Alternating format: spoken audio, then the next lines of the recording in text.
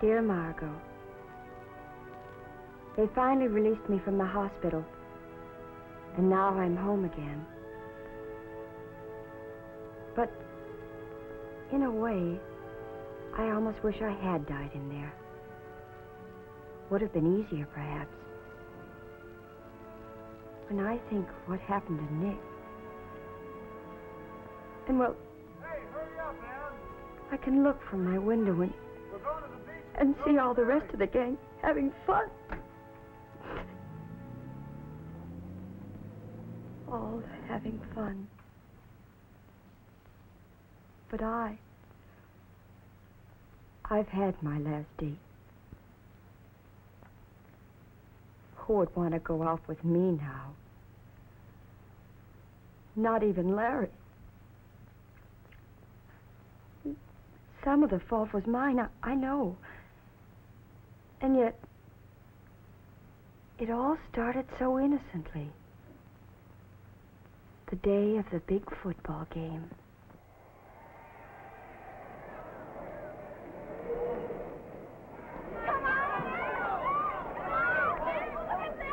Andersonville High was playing the Mooseheart team that day, and both Larry and Nick were wonderful.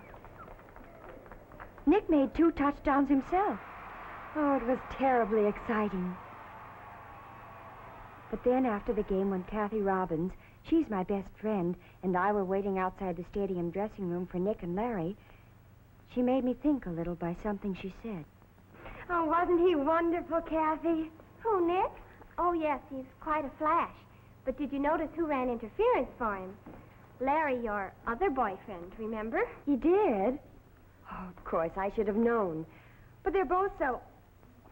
Well, it's a problem to decide which one I like the best. Gee, I wish I had that kind of a problem. Which one of them are you going to let take you home, Jeannie? Oh, I don't know. I haven't decided. Of course, Nick has a hot rod car his father gave him last week. Sure is snazzy. Yes, but the way he drives. Nick's a good driver. Why, his own father showed him how. Of course, he may be a little reckless, but... Well, I wouldn't ride with him for all the tea in China. Tea doesn't come from China, silly. It comes from Ceylon or somewhere. Yes, I was rather sure of myself that day. It was wonderful to have my choice between the 2 most popular boys in school. And then Larry and Nick came out. Hi, Millie. And I was faced with a decision. If that center wasn't 7 Which feet would I tall, let I'd never seen take a guy me who home? was. I like them both about the same. How'd you like the game, Jeannie? Oh, it was super, Nick. You were wonderful. Especially behind the interference you had. Well, don't think I don't appreciate it. Larry here did a swell job of mowing them down. They weren't too tough. Well, from where we sat, it looked as though you were opening up holes big enough to drive a truck through. Hey, that reminds me. How would you all like to take a ride in my new monster? My dad gave it to me last week. It's really a souped-up hot rod. Do better than 90 without even half trying. Oh, I'd love that. But, Gene, I thought we'd... That is, I thought we were going to... Well, anyway, I can't join you. I have the family car here, and I have to take it home. You better count me out, too. I've had 1 ride with this candidate for Tina side. I don't think I could stand another one. Candidate for what? Tina side. Don't you ever listen to Dan Bacon, the disc jockey on the radio? He talks about it all the time. He calls it the fine art of killing yourself before you're 20. You do it with an automobile. He says all you have to do is treat everyone else on the road like an unwanted relative or a mother-in-law. Forget all you've ever learned about being polite and considerate to others, and you'll make it. That's what the man says, and I believe him. Come on, Larry, take me home, huh? So long, kids. Bye. Bye. Yeah.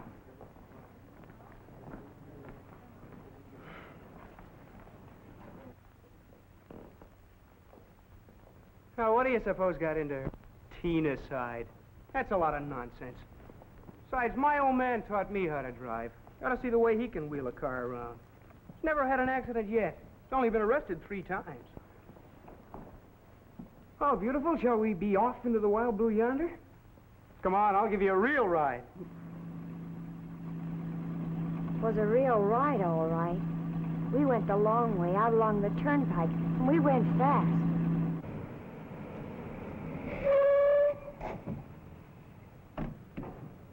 By the time we got to my house, I was windblown and almost exhausted because the way Nick drove was, well, pretty frightening.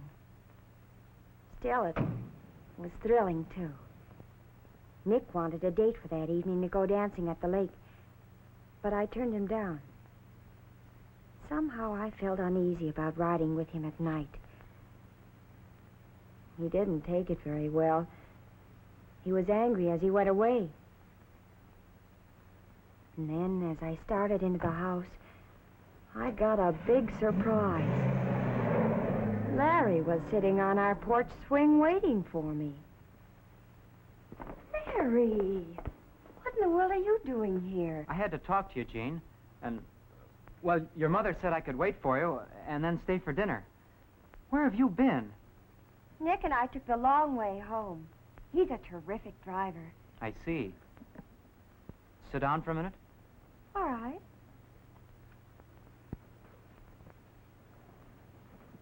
Now, what was it that you wanted to talk to me about that's so important?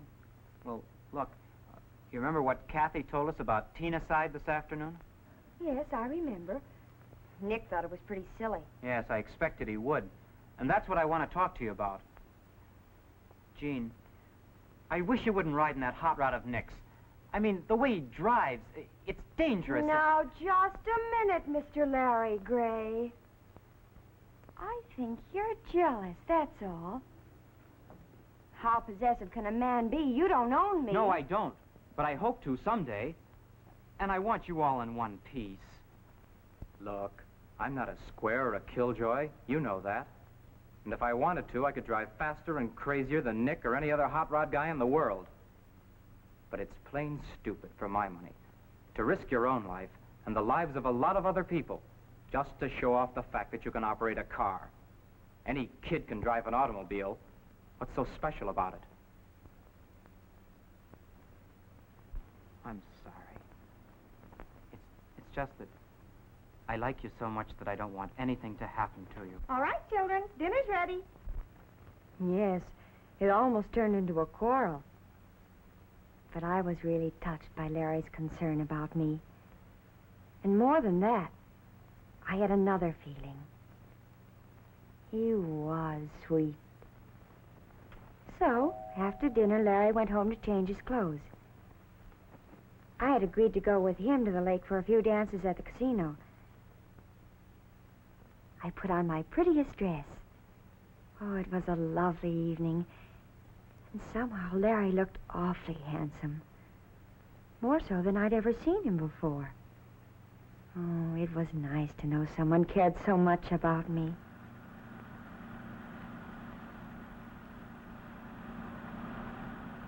Certainly was a lot different riding with Larry than it had been with Nick.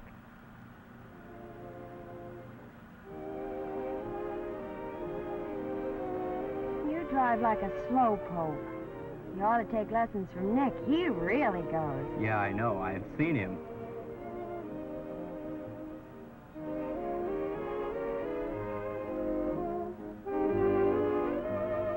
Oh, hurry up. You can beat that red light. Maybe. But maybe somebody else on the side street is trying to beat it, too.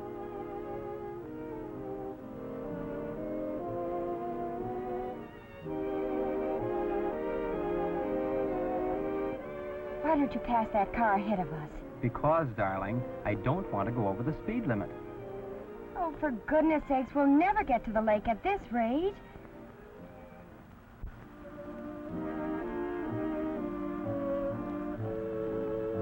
Lovely music, isn't it? Mm-hmm.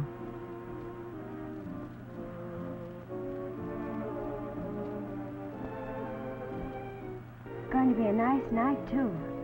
Moon and everything. Mm-hmm.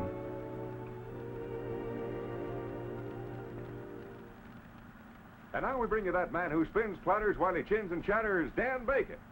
Good evening, Hey, that's the all. disc jockey Yes, Kathy this was is talking Bacon. about this afternoon. Without the eggs, I hope. And I've got a lot of shellac to twist tonight. But before we start, I want a word with any of you teenage ladies and gentlemen who may be listening. You're all such nice kids. But tell me, are you still alive? You are? Good. Then you haven't committed teen-acide yet, have you? What is teen-acide? Well, I've said it before, and I'll say it again. Teenicide is the fine art of killing yourself and maybe somebody else before you reach the age of 20. You do it with an automobile. It's easy, really. All you have to do... He's corny. Besides, I think you knew he was going to be on that station, so you deliberately... Oh, I'm sick and tired of hearing about this Teenicide thing. Hurry up, will you? The dance will be over before we get there. But Larry didn't hurry. He stayed strictly within the speed limit. I suppose I was pretty unreasonable about the whole thing. But to me then, it seemed like much ado about nothing at all.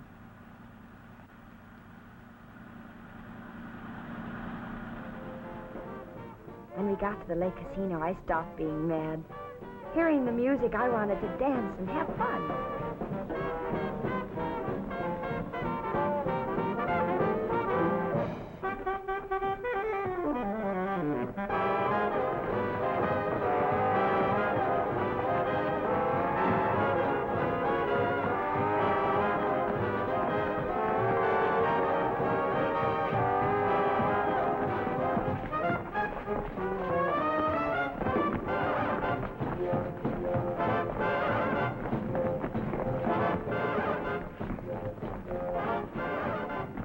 Larry's a marvelous dancer, and I was glad we'd gone there.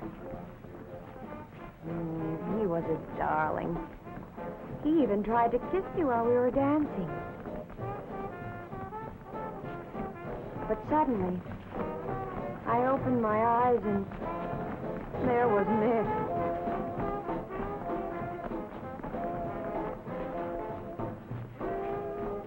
Pardon me, may I cut in? Nick. Oh, hi, Nick. Didn't expect to see you here.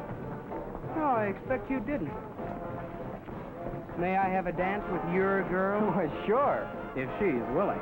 But just one dance, mister. That's all I want. One dance.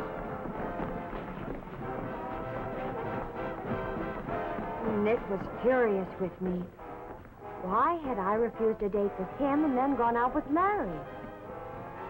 I didn't have any excuse, but his attitude made me miserable. The whole evening was spoiled. After a while, though, he got over his mad a little, and finally we made up.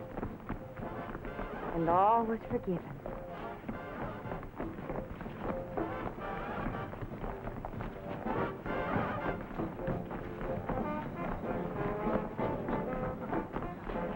Come and take a little ride around the lake? Oh, I couldn't do that. Larry's waiting to dance with me. He's over there talking to a bunch of the guys on the team. It'll only take about 15 minutes. He'll never even miss you.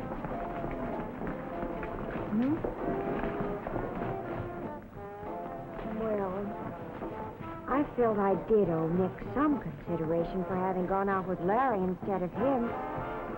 And on an impulse, I agreed to take a short ride. Not more than 15 minutes. Not more than 15 minutes.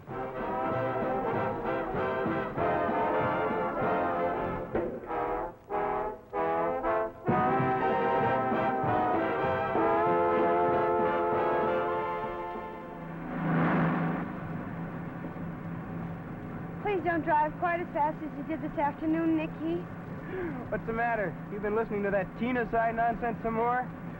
I've been driving since I was 12 years old. Like I told you before, my own father taught me all the tricks. Be careful, Nick. Don't worry, there's nothing to it. Watch this. Just give him the horn and make him get out of the way. There wasn't any doubt that Nick knew how to handle a car. But I couldn't help remembering something. Teenicide is the fine art of killing yourself and maybe somebody else before you reach the age of 20. You do it with an automobile. It's easy, really. Do you have to take corners on two wheels? Why not? Two wheels are better than none. That's what my old man always says. Please, Nicky. At the second red light, you run. Ah, those things are for old women and scaredy cats. I know what I'm doing.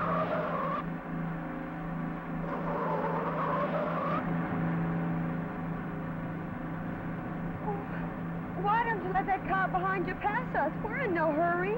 I'm always in a hurry, honey. Always in a hurry.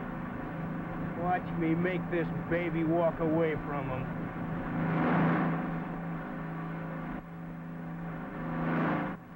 Teen-a-cide is the fine art of killing yourself and maybe somebody else before you reach the age of 20. You do it with an automobile.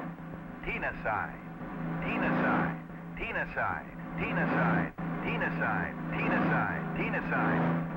That blasted truck. Oh, no, Nick, no, not on the curb. There's another car coming. No, no, Nick, look out! My face. My face. My face. My face. So you see, it would have been better if I had died in the hospital than to look the way I do. I couldn't even go to Nick's funeral. Or the funerals of all those people in the other car. And as I said before, I've had my last date.